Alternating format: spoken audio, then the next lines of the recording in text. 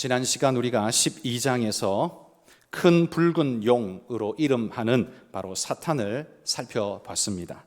용은 하늘 전쟁에서 하늘 천사의 군대 패하여 땅으로 내어 쫓겼고, 여자가 해산하는 그 메시아 아이를 삼켜버리려고 했지만 그 또한 실패했습니다.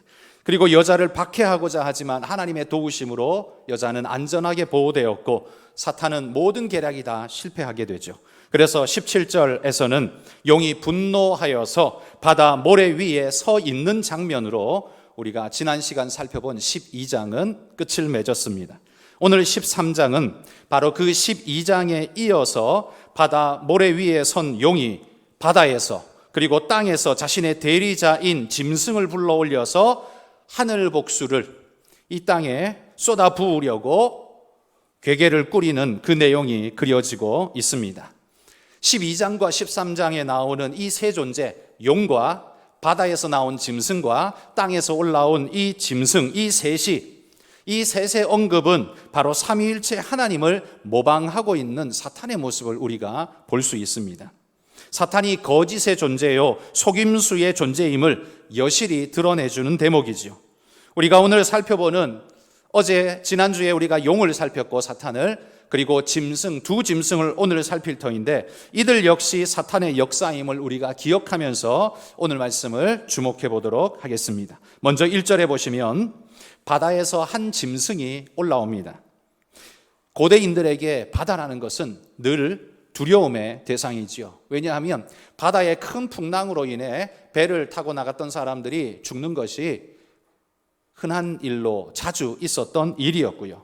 뿐만 아니라 대적들이 알지 못하는, 어디에서 등장하는지 알지 못하는 존재들이 바다를 건너와서 마치 그 수평선 아래에 있다가 쑥 올라오는 것처럼 저 멀리서 배가 오면 바다 밑에서부터 배가 갑자기 솟아 올라오는 것처럼 보이죠. 그렇게 올라와서는 그 마을 사람들, 해변에 있는 마을 사람들을 죽이고 노략질하고 생명을 유린하는 일들을 늘 자주 경험하게 되죠. 우리가 왜구를 생각해 보면, 조선시대 왜구를 생각해 보면 아마 충분히 이해할 수 있으리라 생각합니다. 그래서 바다라는 그곳은 늘 미지의 세계이면서 두려움의 세계였습니다.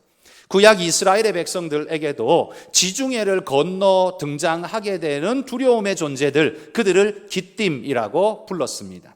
이 기띔이라고 바다에서 올라오는 존재들이 나중에는 바다 건너오는 존재들, 이들이 도대체 누구냐? 저 바다 건너 구브로라는 섬에서 오는데 그들이 기띔이다, 이렇게 그들은 인식하게 됩니다. 이 두려움의 존재들, 공포의 존재들이죠. 그래서 오늘 본문에 바다에서 짐승이 올라왔다라는 이 느낌은 바로 이 두렵고 미지의 강력한 어떤 존재의 탄생을 이야기하고 있죠. 그런 느낌으로 우리가 받을 수 있습니다. 자, 그런데 이 등장하는 바다의 짐승은 어떤 존재냐? 뿔이 10이고 머리가 7인데 그 뿔에 10 왕관이 있고 그의 7 머리에는 신성모독하는 이름들이 쓰여 있더라, 이렇게 기록합니다. 우리가 12장에서 큰 붉은 용을 묘사할 때에 머리가 7이고 뿔이 10인데 7 머리에 7 왕관을 쓰고 있었다라고 말했습니다. 거의 비슷한데 왕관을 어디에 쓰고 있느냐의 차이가 지금 조금 다르죠. 이 바다에서 나온 짐승은 뿔에 왕관을 쓰고 있습니다. 이건 아마도 강조하고자 하는 포인트가 뿔에 있다는 거겠죠. 그러니까 뿔이 뭡니까? 권세와 힘을 상징하는 거죠. 그러니까 이 바다에서 온 짐승은 강력한 권능을 가지고 파괴적인 일을 일삼는 특화된 존재로서 그 의미를 더하고 있다라는 의미로 뿔에 왕관을 씌우고 있는 것으로 보입니다. 큰 권능의 존재, 그렇게 우리가 받을 수 있겠죠. 뿐만 아니라 그의 짐승의 머리에는요, 신성모독의 이름이 쓰여져 있다고 합니다. 신성모독의 이름이란 아마도 하나님을 비방하거나 자신을 하나님처럼 높이는 그런 교만한 말들이 아마도 쓰여 있었던 것 같습니다. 소아시아의 7 지역에서도 로마 황제를 신격화해서 신전을 지었습니다. 그리고 그 신전에 제사를 지내게 했는데 그 신전의 기둥에는 그 로마 황제를 신격화하고 높이는 이름들이 기록되어져 있었습니다. 이게 바로 신성 모독의 이름이고 참남한 이름이지요. 여기 짐승의 이마에도 새겨져 있는, 그 머리에도 새겨져 있는 신성 모독의 이름이란 아마도 그런 뉘앙스의, 그런 의미의 이름일 거라고 생각됩니다. 이 존재는 하나님을 숭배하거나 하나님을 쫓거나 이런 존재가 아니라는 거죠. 완벽하게 하나님을 대적하고 하나님을 공격하려고 준비된 그런 존재라는 겁니다. 2절에 보시면 이 존재가 어떻게 생겼느냐, 표범 비슷하게 생겼는데 그의 발은 곰의 발 같고 입은 사자의 입을 하고 있습니다.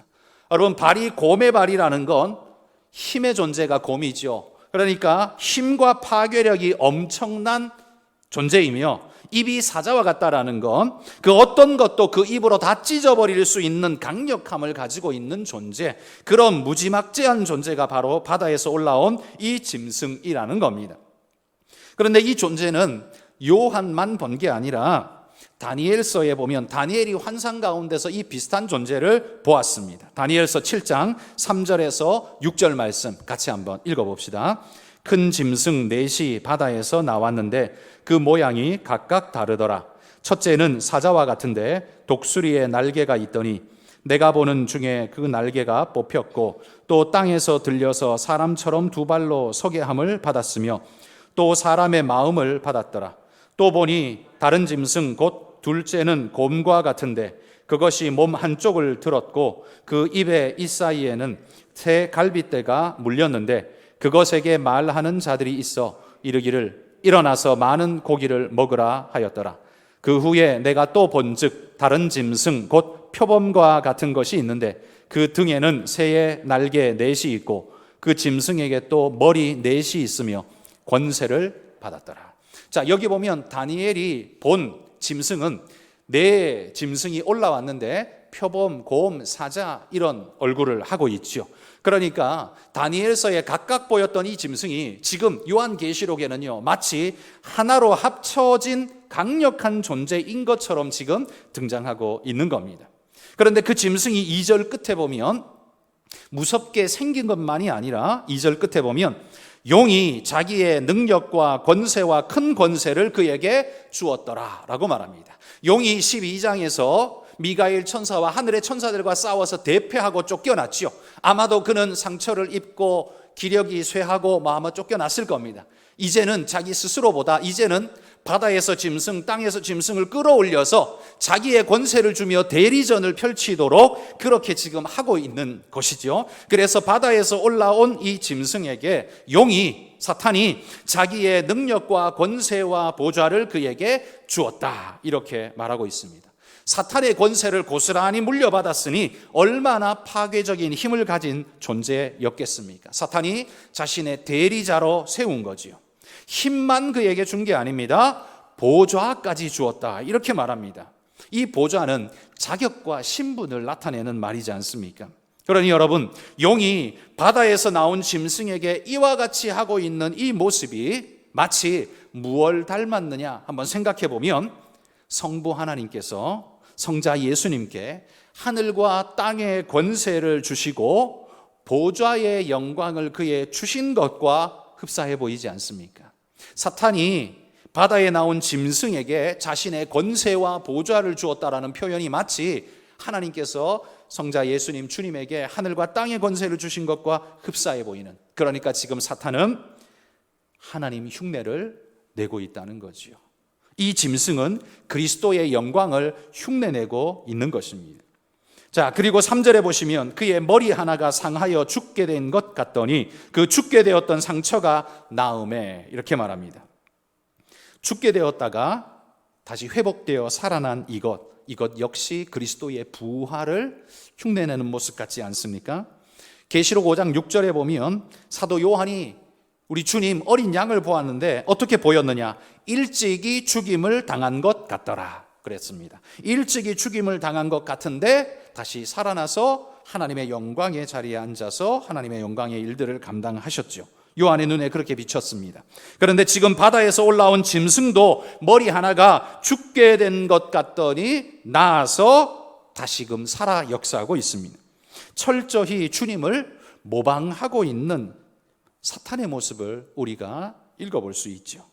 우리의 역사 속에서도요, 악의 권세는 의로운 믿음의 사람들이 그들을 싸워 이겼다고 해서 그냥 없어지는 게 아니라 늘 다시 회복되어 일어나서 늘 이 나라와 세계를 어지럽히고 사회를 파괴시키고 그런 일들을 일삼고 있죠.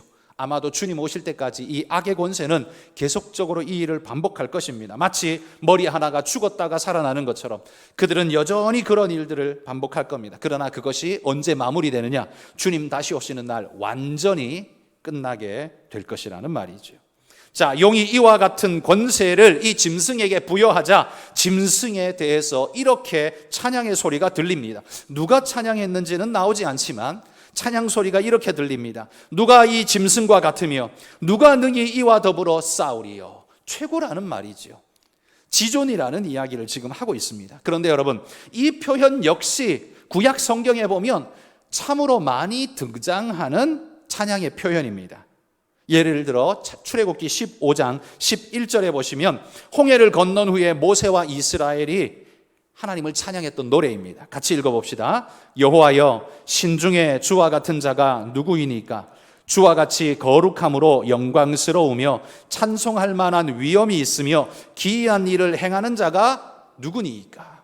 여러분, 이 찬양이, 모세가 했던 이 찬양이 지금 짐승에게 울려 퍼지는 찬양과 패턴이 비슷해 보이지 않습니까? 모세의 노래만 있는 게 아니라요, 시편 113편 5절에도 이렇게 노래합니다. 여호와 우리 하나님과 같은 이가 누구리요? 여러분, 이 찬양은요, 언제나 성경 속에서 여호와 하나님을 찬양하는, 지극한 하나님의 영광을 찬양하는 노래의 정형적인 형태였습니다.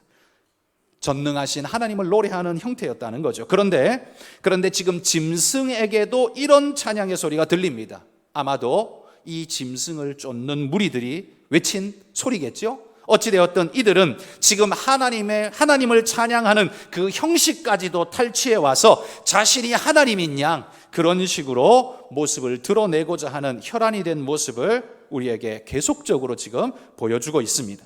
자, 그런데 이렇게 권세를 드러내며 힘을 자랑하며 영광을 찬양하며 하는 이 존재가 언제까지 영광스러울 수 있을까요? 5절에 보십시오. 5절에 보시면 42달 동안 일할 권세를 받았다, 이렇게 말합니다. 여러분, 여기 42달이라는 기한, 우리가 계시록에서 계속해서 보고 있는 기한이죠. 이 42달을 사탄이 짐승에게 권한을 준 것처럼 지금 표현되고 있지만 사실은 그게 아니라는 거예요. 본질은 뭐냐 하면 계시록 11장 2절에 나오는 말씀처럼 이방인들이 성전 마당을 짓밟을 수 있도록 허용해 두신 하나님의 허락의 시간이 42달이라고 11장에 이야기를 했었습니다. 그 시간 동안 하나님은 교회를 훈련시키시고 연단시켜 양육시키신다, 그렇게 제가 말씀 지난주에 드렸었죠. 42달은 그런 의미입니다. 그런데 하나님이 허용해서 존재하는 42달을 지금 용은 뭐라고 표현하냐면 마치 자신이 짐승에게 42달의 권세를 준 것처럼 그렇게 둔갑시켜버리고 있습니다. 42달 동안 자기가 권세를 준 게 아니에요. 하나님이 잠시 손을 거두고 있기 때문에 지금 그 용이, 그리고 그 짐승이 지금 뭔가를 할 수 있는 거예요. 그런데 지금 그걸 마치 사탄은 자기가 권세를 준 것처럼 이렇게 호도하고 있는 겁니다. 그리고 이 42달 언제 끝납니까? 주님 다시 오시는 그날 이건 끝납니다. 그러면 주님 오시기 전에 42달만 있느냐? 아니요. 42달이라는 건 주님의 초림부터 다시 오시는 재림까지의 신약의 기간을 우리는 42달, 바로 이 시간이라고 이야기합니다. 그러니까 지금 우리는 어디에 살고 있어요? 사탄이 발악을 하고 짐승이 발악을 하고 있는 바로 그 한가운데 우리가 살아가고 있는 겁니다. 그러니 여러분, 우리가 우리의 살고 있는 세상을 눈에 보이는 물리적인 사람들과의 관계로만 해석하면 안 되고 그 이면에서 지금 그 뒤에서 조장하고 있는 사탄의 영적 세력이 우리를 조장하고 있다는 걸 늘 염두에 두셔야 합니다. 이게 오늘 우리의 현실이라는 겁니다. 지금 마귀가 세상의 황제가 된 양 온 정권을 앞세워서 신앙을 파괴하고 말살하려 드는 모든 오늘의 현실이 여러분 단순히 교회가 뭘 좀 잘못해서 욕먹게 된 그 허물 때문에 벌어진 일인가? 아니라는 말입니다. 허물 때문에 좀 욕을 먹는 일이 있기는 합니다. 부정하지 않습니다. 그리고 그건 우리가 회개하고 고쳐야 할 마땅한 회개의 제목입니다. 그렇지만 그것 때문에 지금 온 세상이 지금 이렇게 교회의 모든 것을 공격하고 있느냐? 아니요. 그게 단순히 아니라는 겁니다. 여기 마귀가 42달 동안 교회를 압박하고 말살시켜버리려고 혈안이 되어 있는 권세받은 짐승이 이 일을 하고 있는 그 기간이기 때문에 지금 세상도요, 교회를, 복음을, 말씀을 말살시켜버리려고 지금 충동질을 사탄이 뒤에서 끝도 없이 하고 있다라는 말입니다. 이 짐승은 42달 동안 물 만난 고기 마냥 심하게 날뛰겠지만, 그러나 여러분, 그건 사탄이 강해서 그 시간을 누리고 있는 게 아닙니다. 하나님이 안 계시기 때문에 지금 사탄이 그렇게 누리고 있는 게 아니에요. 그들은 42달 동안 하나님께서 손을 잠시 거두어 둔, 교회를 양육하는 시간 동안 잠시 거두어 둔 그 틈을 타고 지금 혈안이 되어 있는데, 오히려 그 42달 동안 그들이 일삼는 모든 죄의 일들은 이후에 주님이 다시 오시는 그날 다 심판의 제목이 되어서 하나님의 정죄를 그들이 받게 될 것입니다. 그리고 이 마지막 42달은 어찌 보면 교회를 양육시키는 시간이면서도요, 하나님께서 교회를 키질하면서 알곡과 쭉정이를 구별하는 타작의 시간이라는 사실을 기억하십시오. 지금 그냥 막연히 그냥 신앙생활 대충 하면서 그냥 지나가도 되는 그런 시간이 아닙니다. 하나님이 지금 키질을 하면서 여러분이 알곡인지 쭉정인지 구별하는 시간이라는 겁니다. 그런데 그 키질의 방법 중에 하나가 뭡니까? 세상의 입을 통해, 세상의 눈을 통해, 세상의 수많은 공격들을 통해서 여러분으로 하여금 신앙을 포기하게 만들고 교회를 부끄럽게 여기게 만들고 복음을 내려놓게 만드는 작업을 지금 사탄이 끝도 없이 하고 있다는 겁니다. 이 기간 동안 6절에 보시면 짐승은 뭘 하느냐? 하나님을 향하여 비방하고 있습니다. 아마도 이 비방은 12장 9절에 나왔던 것처럼 그가 하늘 전쟁에서 패하고 쫓겨왔기 때문에 그 분노와 그리고 자신의 심판이 얼마 남지 않은 그 제한적 시간밖에 없다는 걸 아는 두려움이 합작되어져서 지금 최후의 발악을 지금 하고 있는 것이죠. 하나님을 끝도 없이 지금 비방하고 있는 겁니다.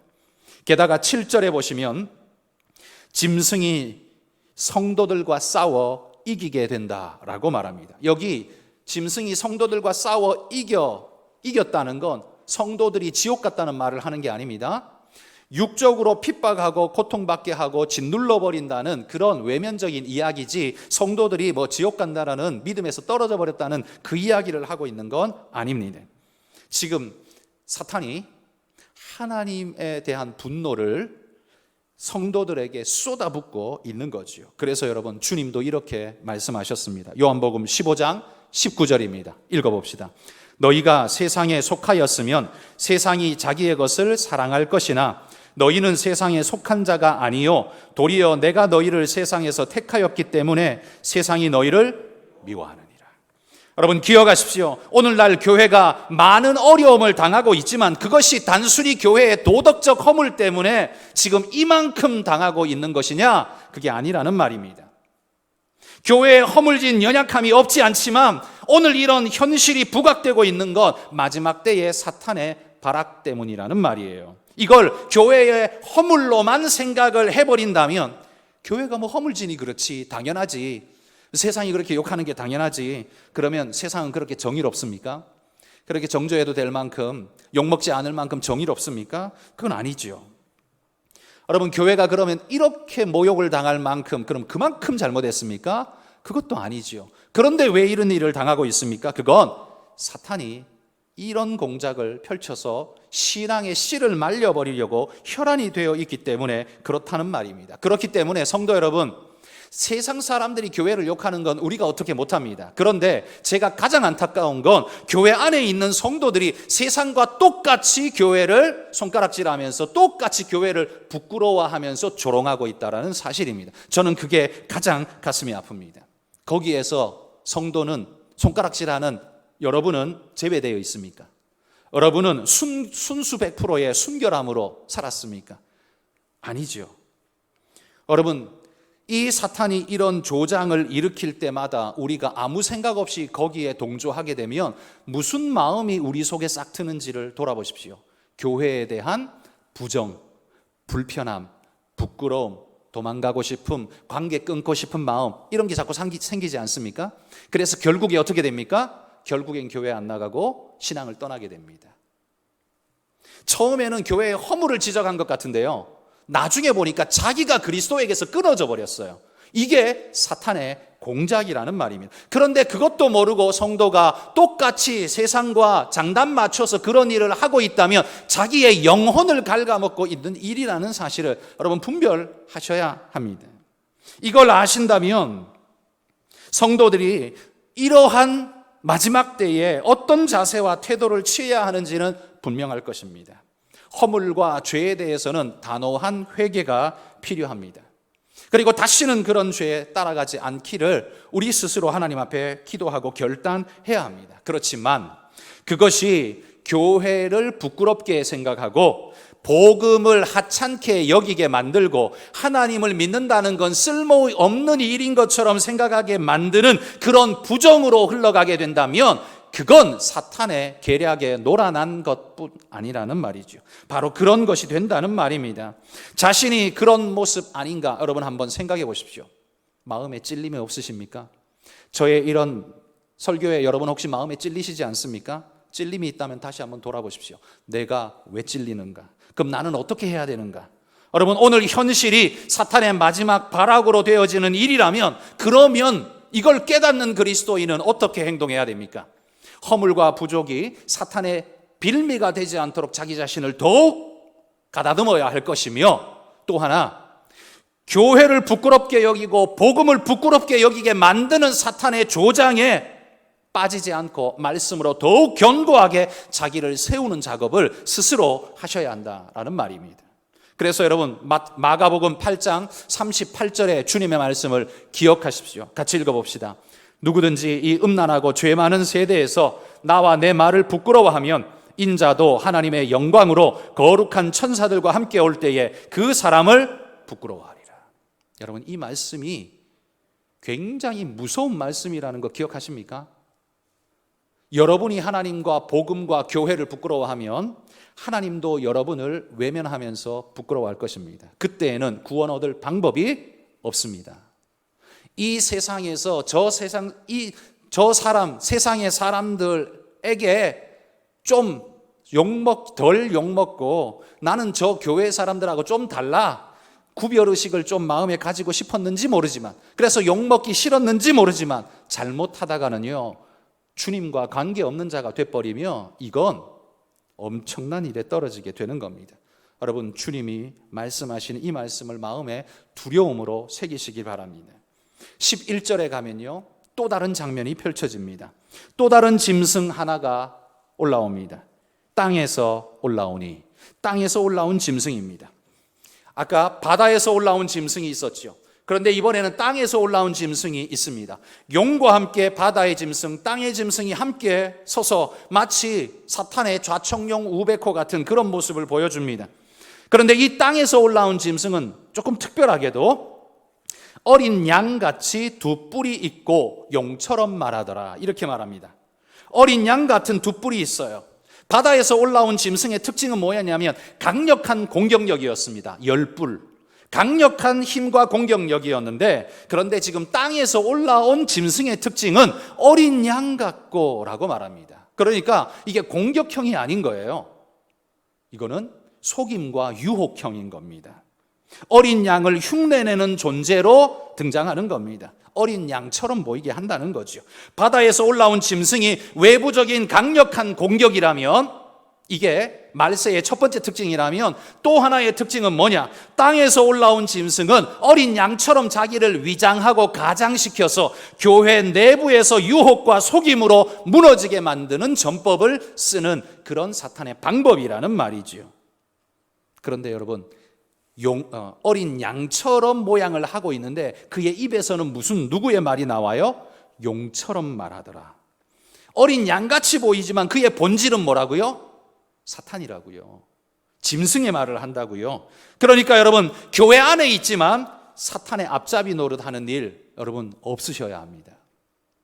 그리스도 안에 있다고 말하면서 늘 교회를 부끄러워하고 복음을 부끄러워하고 신앙에서 멀리 떨어진 존재처럼 행세하는 그런 모습, 여러분 그건 이 짐승, 땅에서 올라온 짐승 같은 이런 모습 닮은 것 같아 보이지 않습니까? 이건 우리의 합당한 모습이 절대로 아닙니다.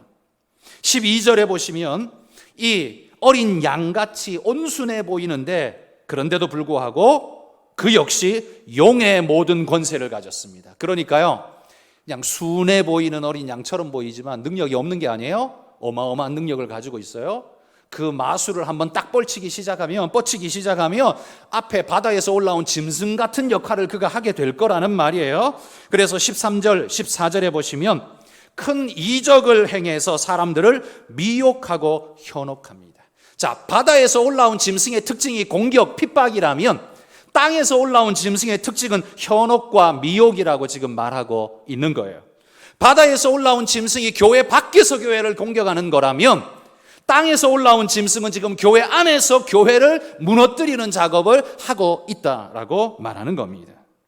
그런데 그 땅에서 올라온 짐승이 하고자 하는 결국이 뭐냐? 14절 끝에 보시면 우상을 만들더라. 무상을 만들라 하더라. 결국 우상 숭배하게 만들어버린다는 겁니다. 여러분, 교회 안에도 진리, 정의, 민주주의, 옳음, 좋은 언어들은 우리에게도 일상으로 쓰이고 있습니다. 그런데 여러분, 이 말을 쓰실 때 늘 주의하십시오. 제가 가장 예민하게 듣는 용어들인데 이게 왜 예민해야 하느냐 하면, 여러분, 세상이 정의라고 정의하는 그 정의가 교회에 그대로 가지고 와도 똑같이 통용되는 정의입니까? 성경이 말하는 정의하고 똑같습니까? 세상이 말하는 정의에는 하나님의 영광이 없고 그리스도가 없고 하나님의 법이 없습니다. 세상이 말하는 선, 그건 하나님이 없고 하나님의 영광도 없습니다. 하나님을 아예 제외시켜 놓은 상태에서 자기들끼리의 관계 속에서 그냥 좋은 게 선이야, 그게 선입니다. 그런데 성경이 말하는 선은 뭡니까? 그 선의 근원이 누굽니까? 하나님이에요. 하나님을 닮고 그분의 성품을 가까이 가는 것이 그게 선이에요. 그런데 세상에 그렇게 말하면 세상은 뭐라고 말해요? 웃기는 소리 하지 마, 그건 선이 아니야 라고 말해요. 그러니 여러분, 세상이 말하는 선과 정의가 여러분이 그 개념을 똑같이 가지고 와서 교회 안에서 깔아놓으면 그게 똑같이 통용되는 선과 정의가 되느냐? 성경과 부합한 말이 되느냐? 아니라는 말입니다. 그래서 이걸 주의하라는 말입니다. 이게 바로 어린 양 탈을 쓴 용의 말을 하는 짐승 같은 모습입니다. 세상의 선을 제가 무시하는 것 아닙니다. 세상의 정의를 무시하는 것도 아닙니다. 그러나 동일한 건 아니라는 말이에요. 개념 자체 속에서 그걸 정의하는 정의의 개념 자체가 다른 데서 출발했다는 거예요. 우리의 정의는 성경에서 왔는데, 하나님에게서 왔는데, 세상이 말하는 선과 정의는 거기서 온 거 아니에요. 그래서 그것을 결국 따라가면 어디로 가요? 하나님에게로 못 간다는 겁니다. 그냥 세상에게로 가게 돼 있다는 거예요. 왜? 개념이 그렇기 때문에 그 길 따라가면 그리 갈 수밖에 없는 거예요. 그러므로 여러분이 교회 안에서 선과 정의를 이야기하고 싶다면 세상이 말하는 개념의 선과 정의가 아니라 성경이 말하는 선과 정의, 바로 그 개념으로 다시 수정하셔서 이야기하셔야 됩니다.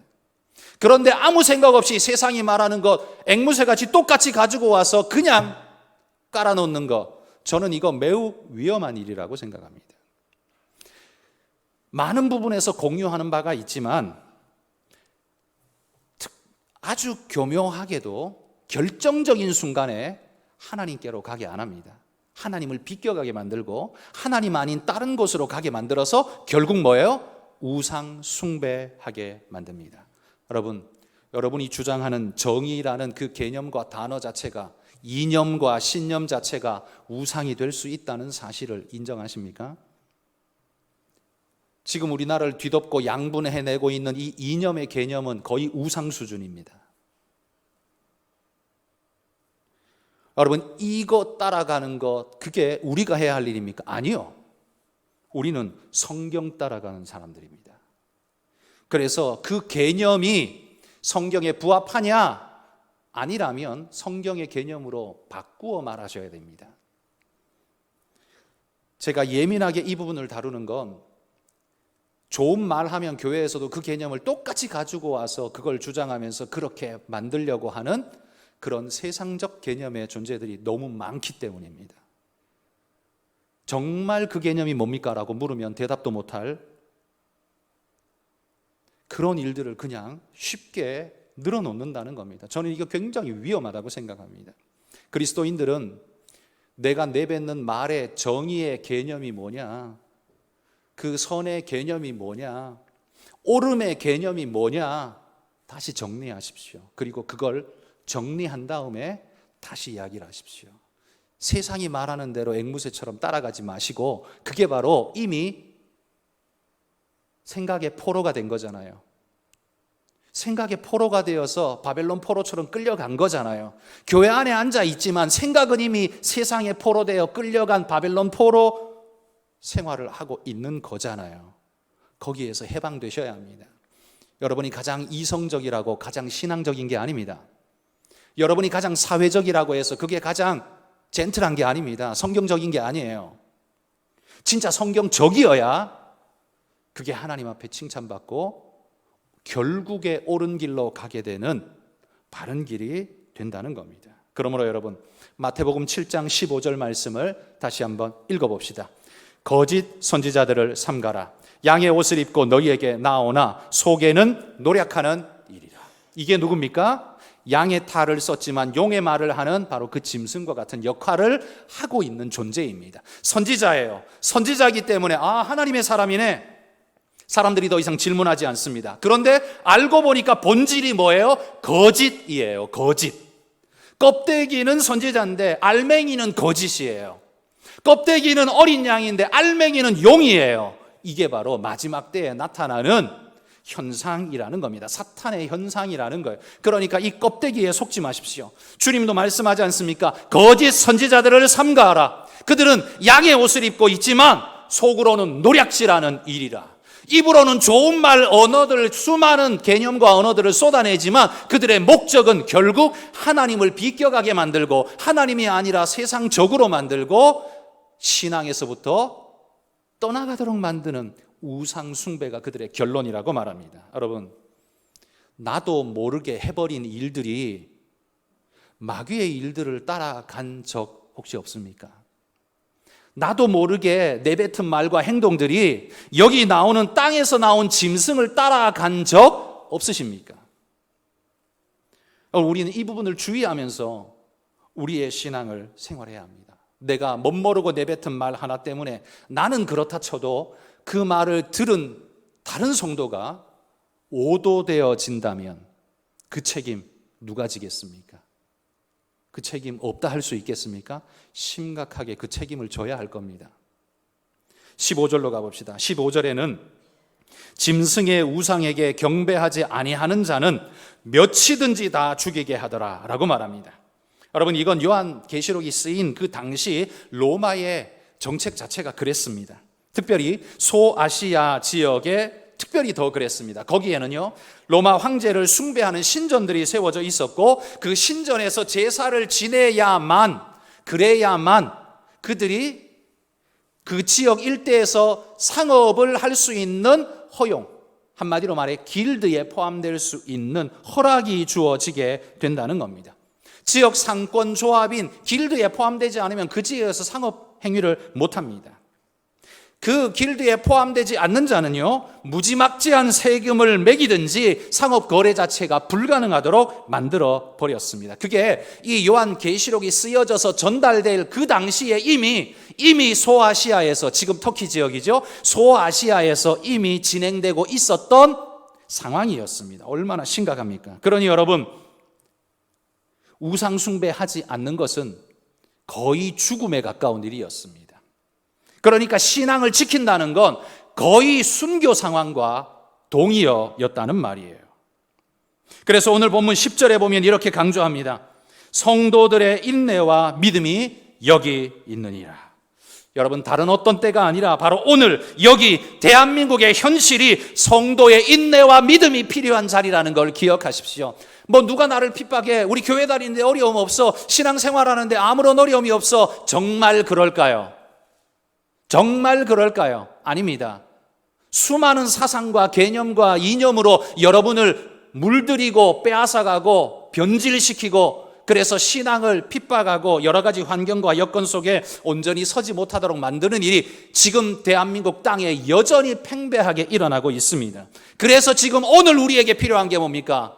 성도들의 인내와 믿음이 필요한 겁니다. 견디셔야 합니다.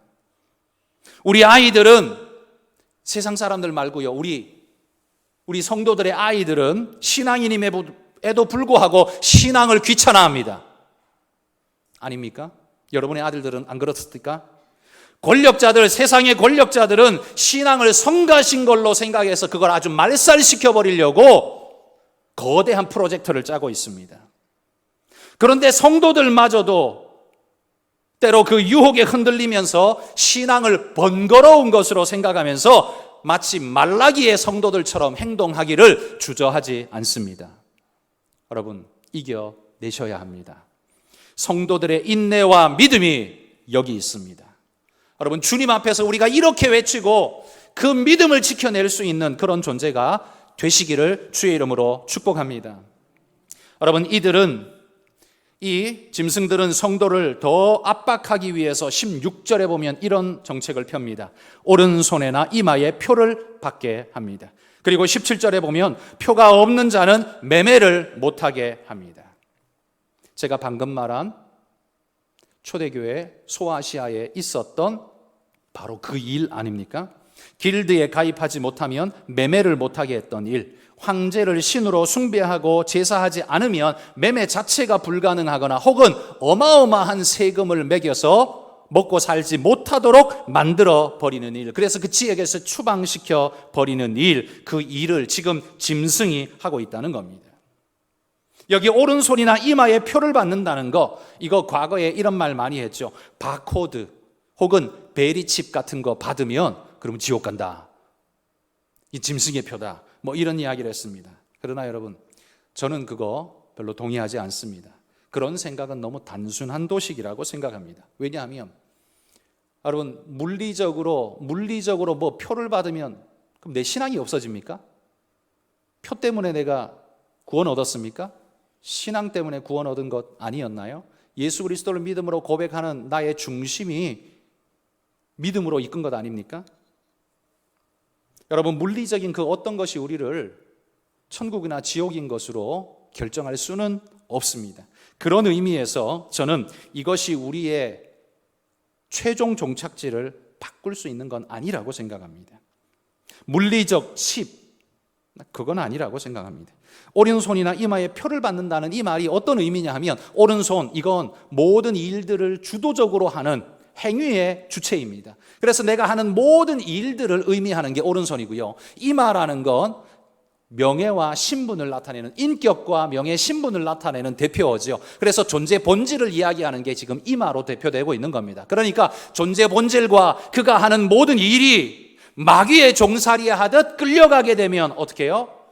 그럼 죽음이죠. 그게 바로 표를 받는다라는 의미 아니겠습니까? 하나님의 거룩한 백성이 여러분 바코드나 신용카드 쓴다고 해서 지옥 가는 건 그건 아닙니다. 그것이 우리의 동선을 늘 드러나게 만들고 뭐 우리를 얽어맬 수 있는 제도적 장치를 뭐 이렇게 만들 기초가 되고 그럴 수 있겠죠. 그건 가능하겠죠. 그러나 그렇다고 해서 그것이 나를 천국에서 지옥으로 떨어지게는 못하는 겁니다. 우리 몸에 혹시라도 뭐 칩이 새겨진다? 필요에 의해서 그런 일들이 점점 가까워지고 있는 것 같습니다만, 그런다고 해서 갑자기 내가 그 받는다고 그것 때문에 지옥 간다? 그렇게 말할 수는 없다는 겁니다. 나는 철저히 예수 피로 거듭난 심령의 주님을 고백하는 자라면 외부적인 어떤 물리적인 것들이 나를 바꿔놓을 수는 없다라는 말이죠. 여러분, 다니엘을 한번 생각해 봅시다. 다니엘은 어디에서 살았습니까? 바벨론에서 살았죠. 바벨론에 충성한 인물입니다. 자, 그러면 유대인의 입장에서, 민족주의 유대인들의 입장에서 볼 때 다니엘은 존경받을 만한 인물입니까? 매국노입니까? 매국노죠. 지금 우리나라가 친일파 묘까지 파낸다고 난리를 치고 있는데, 이야기하는데, 여러분 그런 개념으로 보자면 다니엘은 철저 배신자이죠. 성경에 기록되면 안 되는 존재이죠. 왜? 매국노니까. 이스라엘의 입장에서 봤을 때는 철저 매국노니까. 왜? 바벨론을 위해서 살았으니까. 그런데 여러분, 성경에서 하나님이 그거 탓한 적 있었습니까?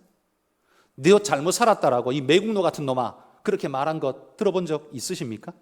하나님이 그가 바벨론에서 충성스럽게 살고 있다고 해서 하나님이 그하고 관계, 너하고 나하고는 관계 끝이야, 그렇게 말한 거 보셨습니까? 그런 거 없습니다. 여러분, 하나님은 민족적 이스라엘을 택한 게 아니라 모든 백성을 택했습니다. 그런데 지금 이 바벨론이라는 존재가 이 거짓에 사로잡혀서 엉뚱한 일을 하기 때문에 우리가 적대적인 어떤 느낌을 가지고 있는 거지, 지역 자체가 우리를 나눌 수는 없습니다. 그래서 바벨론을 살면 안 되는 게 아니라 다니엘을 통해서 우리에게 말하고 싶은 건 뭐냐 하면, 바벨론에서도 다니엘처럼 살라라고 하는 게 그게 바로 다니엘서의 가르침이에요. 바벨론에 살면 매국노야 이렇게 말하는 게 아니에요. 친일하면 묘까지 파내야 돼, 그거 아니에요. 다니엘처럼 바벨론을 향해서 사는 놈들은 그냥 묘까지 다 파내야 돼, 그렇게 말하지 않다는 거예요. 하나님은 바벨론에서도 다니엘처럼 믿음으로 살라고 우리에게 다니엘서를 보여주고 하나님이 다니엘을 축복하고 계신다는 걸 우리는 알아야 합니다. 여러분, 오늘 본문이 말하는 것처럼 사탄의 앞잡이들이 우리의 환경과 여건을 그렇게 몰아갈 겁니다. 마지막 때에는 그럴 겁니다. 굉장히 어렵게 우리를 푸시할 겁니다. 그러나 성도는 인내와 믿음을 지켜야 합니다. 성도의 인내와 믿음이 여기 있습니다 라고 고백할 수 있는 그런 자들이 되어야 합니다. 그렇게 살아간 자들이 누구냐를 우리가 다음 주에 살펴볼 14장에서 일러주고 있습니다. 그건 다음 주에 살펴보도록 하겠습니다. 마지막 18절만 나누고 마칩니다. 18절, 논란의 구절이죠. 666, 언제나 문제시되는 단어입니다. 짐승의 수라고 알려진 이 666에 대한 해석을 어떻게 해야 되는가? 이것에 대한 해석은 보통 두 가지 해법으로 해석을 합니다. 하나는 숫자풀이 해석 방식이 있습니다. 이게 뭐냐 하면, 히브리어에는요, 알파벳 단어 하나하나마다, 철자 하나마다 해당하는 숫자가 매겨져 있습니다.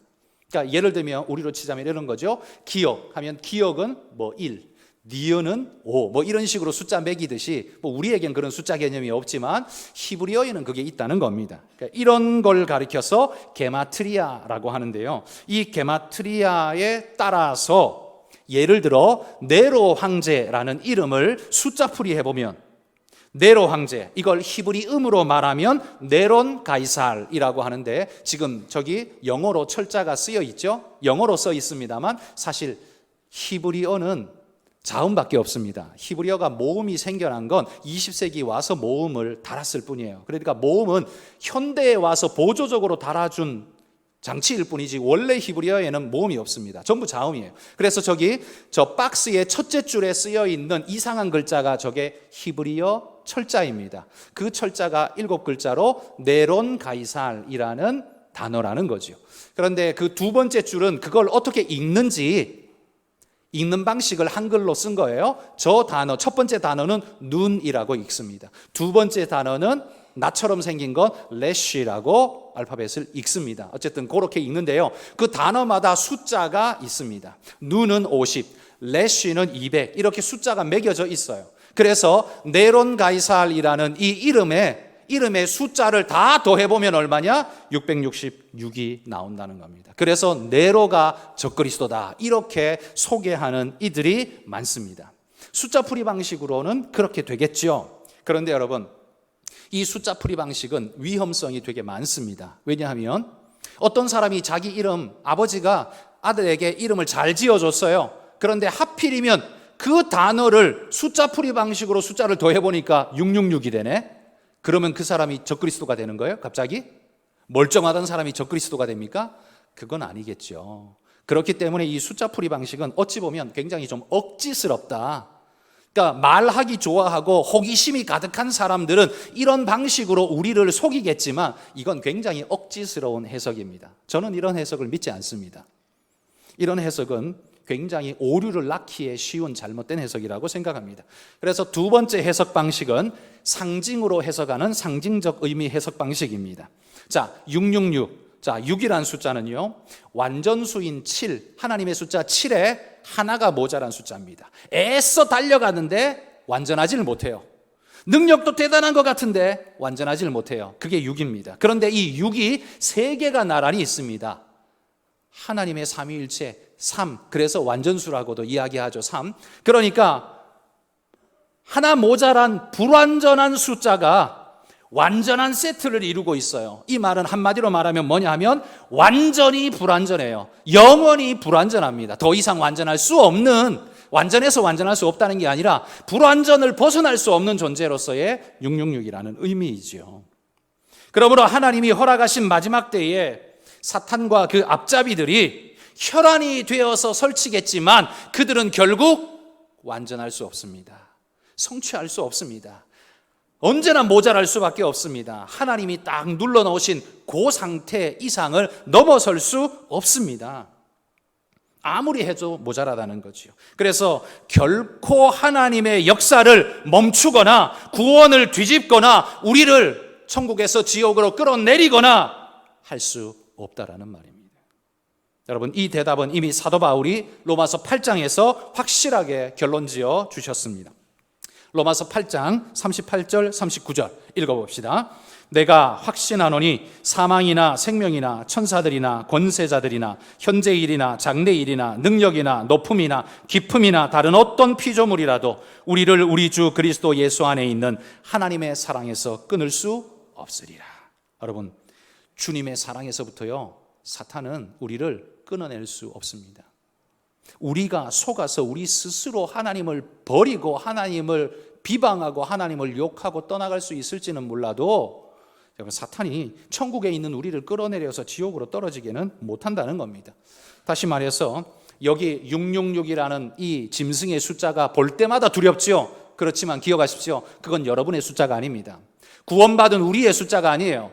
우리하고 상관없는 숫자라는 말입니다. 그러니까 이거 보고 두려워할 필요 없다라는 겁니다. 그럼 우리는 누구냐? 우리는 바로 그 다음 장에 나오는 14장에 나오는 구원받은 백성들, 그들이 우리입니다. 그러니까 오늘 이 12장부터 13장의 이야기, 이 용과 두 짐승의 이야기를 보면서 우리 마음에는 두려움이 들 수 있지만, 그러나 하나님이 쫙 눌러놓으신 그 존재들은 우리를 어떻게 할 수 없고, 그들이 말하는 짐승의 숫자는 우리의 숫자가 아니라 그들의 숫자일 뿐이며 하나님께서 마지막 때에 정리하실 그런 존재들일 뿐이다라는 겁니다. 그러므로 여러분, 요한계시록은 두려우라고, 우리더러 두려움에 떨라고 주신 말씀의 책이 절대 아닙니다.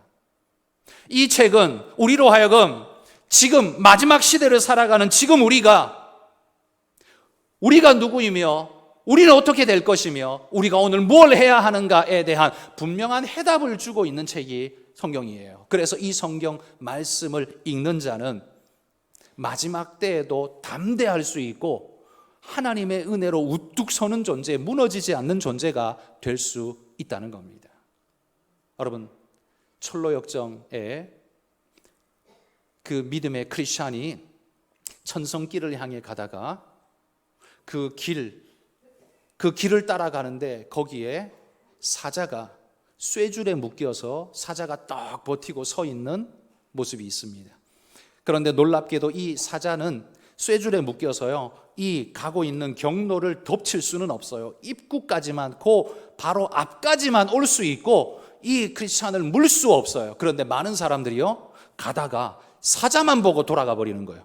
사자다 하고 두려워서 다 돌아가는 거지요. 신앙을 포기하는 거예요. 그런데 크리스찬이, 주인공이 가만히 보니까 사자의 목에 쇠사슬이 묶여 있어요. 그래서 딱 묶여가지고 더 이상 어떻게 못하는 거예요. 그래서 크리스찬이 용기를 가지고 믿음으로 그 천성을 향한 길을 뚜벅뚜벅 걸어갔습니다. 사자가 왕 하고 덮치지만 어떻게 해요? 더 이상 삼키지 못하고 목에 줄이 묶여가지고 그냥 거기서 딱 걸려있고, 이 크리스찬은 그 길을 무사히 지나갔다는 이야기가 철로역정에 나오죠. 여러분, 그게 바로 그리스도인입니다.